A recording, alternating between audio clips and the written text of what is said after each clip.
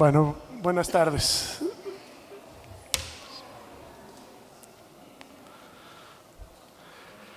Vamos a comenzar entonces la presentación de Luis Kapnitzer, que más que hacer una presentación de Luis, que ha sido además lo que se ha venido haciendo el día de hoy, quería nada más recordar algunas de las discusiones que se dieron en las mesas de esta mañana y de media tarde, particularmente en una de ellas que se hablaba de esta separación tradicional del arte y vida, en otra de ellas que se habló también del trabajo y la precariedad, y que seguramente, no lo sé, no quiero condicionar, pero que seguramente parte de lo que Luis nos presentará ahora ayudará a transitar algunas vías entre estas discusiones y entender desde ese lugar tan provocador siempre y tan en cierta frontera de lo artístico, desde donde él se para, estas discusiones. No me extiendo y dejo la palabra a Luis Kapnitzer. Ahora. Bueno, esto creo que va a ser más conservador de lo que vos pensás, porque voy a enfocar un poco en escuelas de arte, que son dinosaurios, en fin. Hoy prácticamente todos los artistas que circulan por la opinión pública son productos universitarios. Hace medio siglo los artistas eran autodidactas, trabajaban en el taller de algún artista de nota o iban a escuelas no acreditadas, muchas veces de nivel educativo secundario. Hoy los artistas ya reciben doctorados. Esta profesionalización puede ser interpretada positiva y negativamente. Por un lado, el artista ya no es un artesano romántico e intuitivo autodesignado, sino alguien que es respetable porque tuvo una educación en el sistema y esa educación es equiparable a otras profesiones. A veces pienso que el arte tuvo envidia y en consecuencia ambiciones de rigor académico. En lo negativo, eso llevó a que el estudio del arte terminara, como las demás disciplinas, aislado en su gueto incestuoso y sometido a mediciones cuantitativas.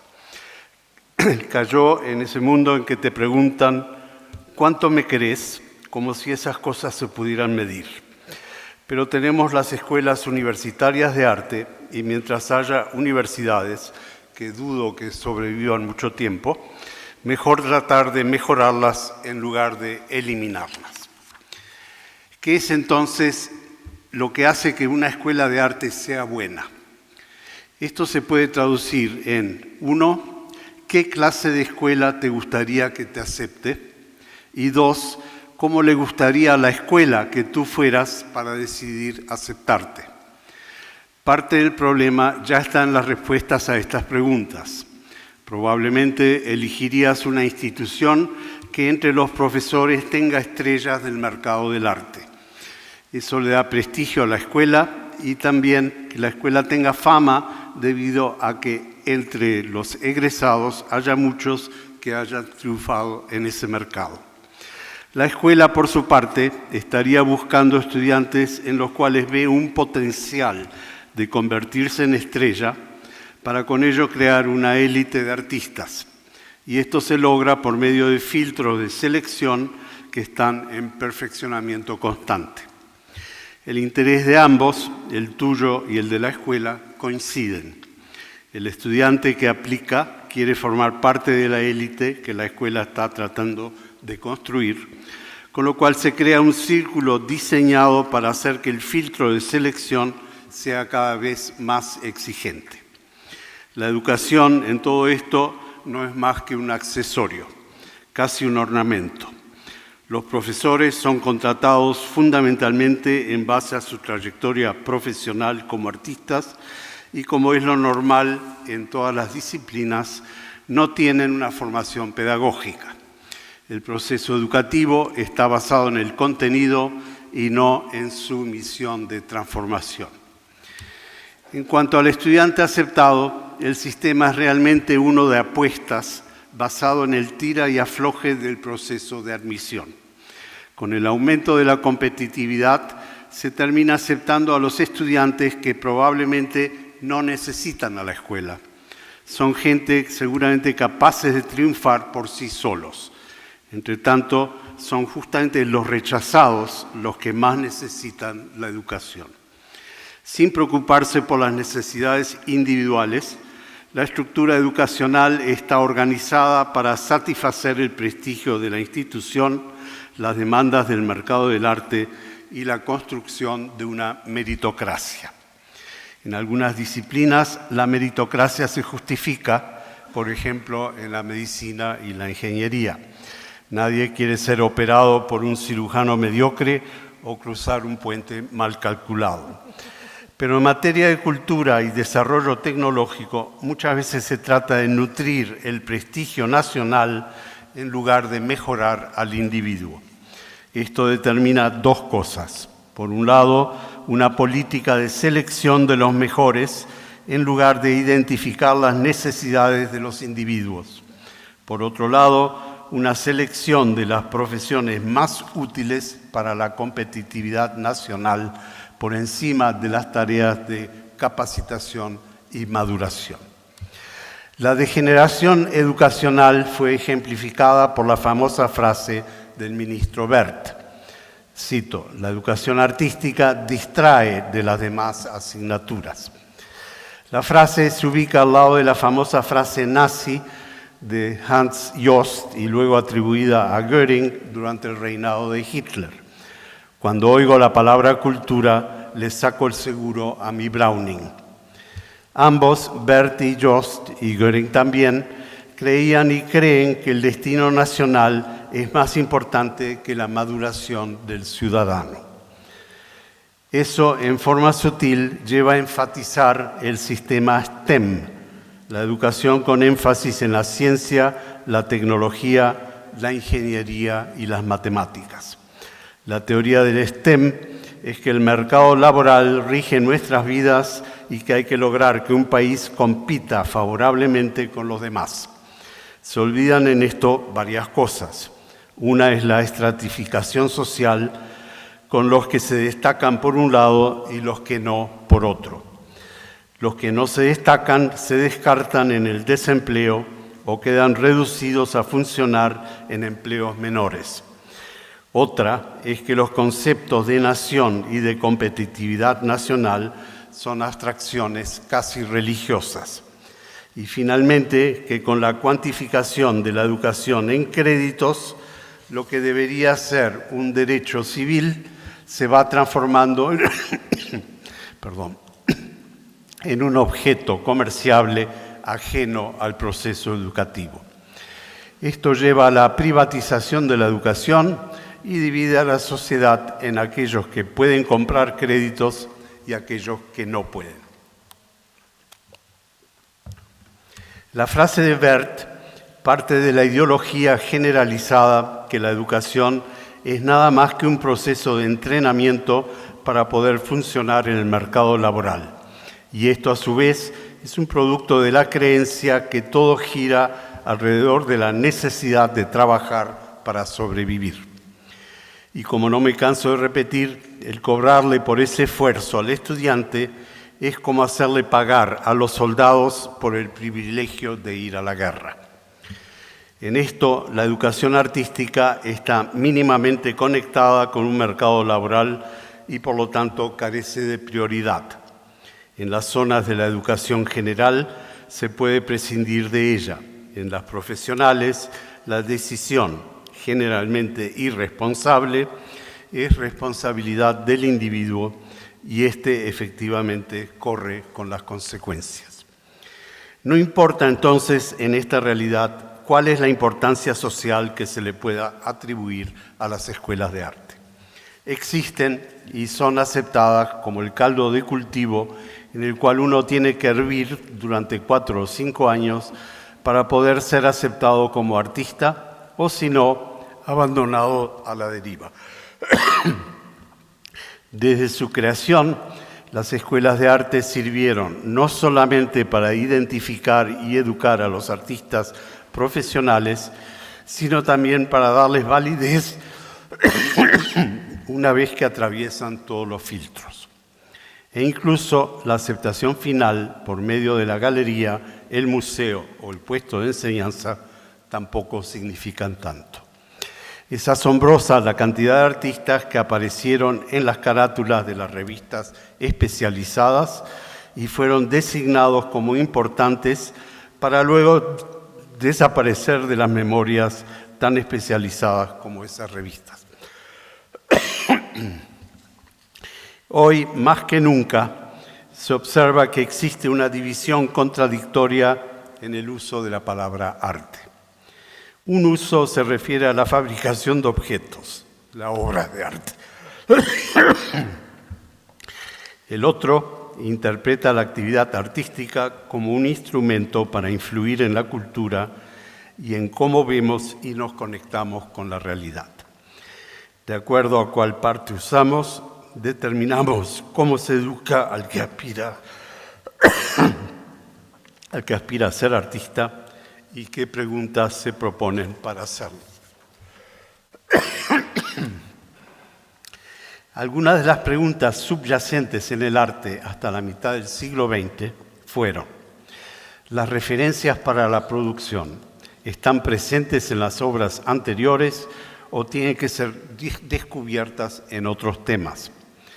¿Las condiciones para la creación emergen de la obra de arte misma o surgen de la organización de lo que uno ve, de lo que se siente, se sueña o de lo que se espera que aterrice en algo que llamaremos obra de arte?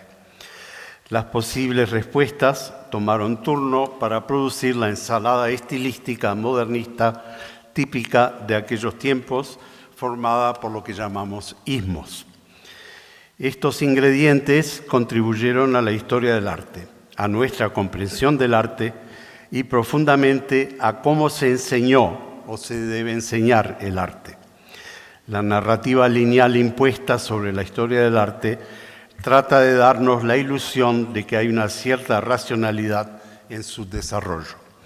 Hace aparentar que un ismo es la consecuencia de uno anterior y por un pequeño momento nos quiere hacer creer que en el proceso hay una intención de progreso. Y mientras que puede haber algo de cierto en esto, ya que el arte frecuentemente hace referencia al arte, esa idea de progreso es nada más que un lastre. Viene de la Ilustración del siglo XVIII y de nuestra forma de pensar condicionada por la ciencia y el capitalismo. El progreso no existe, hay erupciones de eventos. Y en el arte de la cultura occidental, modernista y postmodernista, solamente hay intenciones de ruptura y cambios de punto de vista. Lo más importante en esta discusión probablemente sea que el diálogo sugerido por estas preguntas termina en el objeto. Es esto lo que definió al artista como un productor de objetos adquiribles. El tener el objeto como destino final no tiene nada intrínsecamente malo, pero tiene consecuencias que no podemos aceptar sin cuestionamientos. Si definimos al arte dentro de las condiciones de esta etapa, terminamos inevitablemente siendo vendedores. Eso significa que nuestro trabajo tiene que ser reconocible como algo diferente en relación al trabajo de otros artistas y que estos son automáticamente nuestros competidores.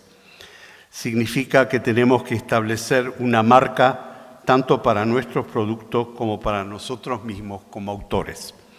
Y significa que no solamente tenemos que formar parte de la meritocracia, sino que tenemos que tratar de destacarnos dentro de ella. El énfasis en la producción, en el estatus y las ventas nos llevan a querer demostrar que nuestra inteligencia, habilidades y talento están por encima de las de nuestros competidores y con eso podremos entonces justificar nuestros precios y nuestros egos. Este asunto de la promoción basada en el ego, sin embargo, es mucho más complejo que el de un mero posicionamiento comercial o algo que se pueda resolver con la pedagogía promocionada por STEM. Y también trata de la vanidad post-mortem. ¿Qué pasa con la obra y la fama del artista después de muerto? Esta pregunta, a su vez, se conecta con la relación general que tenemos con el tiempo, tanto en cuanto a nosotros como en lo que se refiere a lo que hacemos.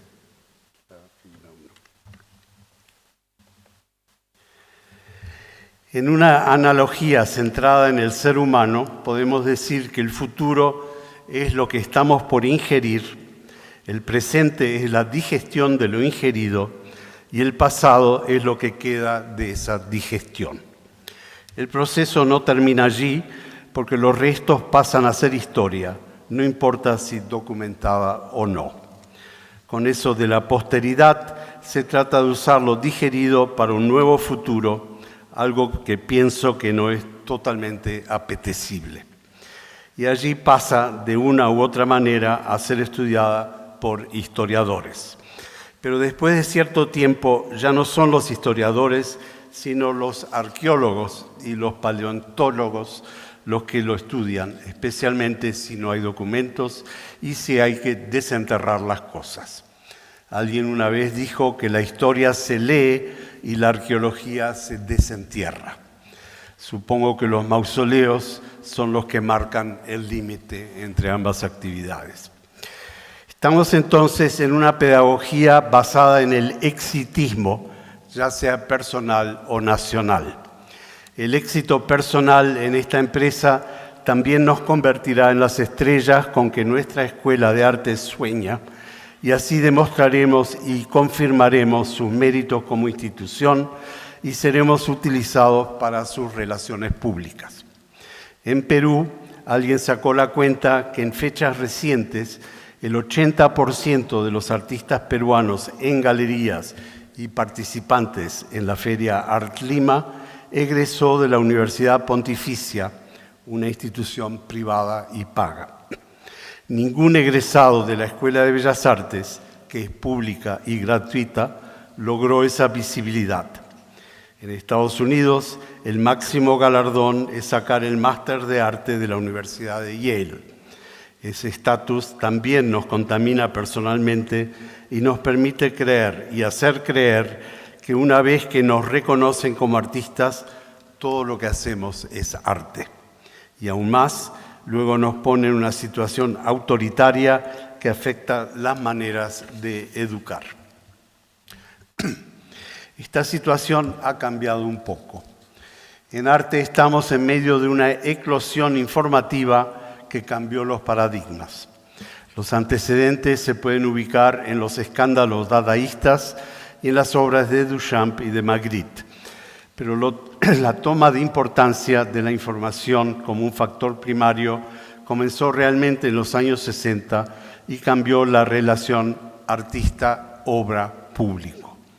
Hoy se habla del arte como una práctica y no como una serie de artesanías, y el público es considerado un cuerpo mucho más activo que la mera audiencia. Mientras tanto, la práctica social tradicional hoy muchas veces es considerada una subcategoría artística gracias a la estética relacional y similares. Hay mucho de polémico en esto, pero gracias a estos cambios, el arte fue aceptado como una parte del proceso cognoscitivo y el proceso creativo ahora se integró a la formulación de problemas. La obra de arte dejó de ser un logro técnico y relativamente hedonista y comenzó a ser vista como la solución o respuesta a un problema. El control de calidad se desfasó del terminado a la determinación de si el problema propuesto es interesante y contribuye a algo. Interesa si la solución es elegante en términos de la administración de la información y si la presentación es la más apropiada y perfecta en relación a lo anterior. El cambio no implica que el arte se haya hecho programático o que se tenga que identificar un sistema racional como un punto de partida. Implica solamente que el conocimiento no cuantitativo, tradicionalmente excluido por el positivismo científico, también es válido en la medida que mantiene un rigor. Previamente, el conocimiento se había dividido en las zonas de lo discursivo y lo no discursivo, en donde las artes visuales obviamente ocupaban la parte no discursiva. Gracias a esta división, los artistas se reducían a emitir obras monólogo que se pueden escuchar o ver. Escapando la mera descripción, la afirmación generalizada que el arte no podía ser sistematizado al punto de hacerlo enseñable tenía cierto sentido.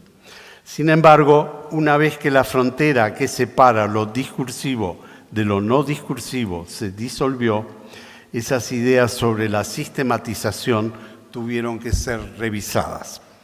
Hubo entonces que reconsiderar y permitir la posibilidad de la enseñanza del arte, o si ella no es posible, decidir que tampoco se puede enseñar todo lo demás.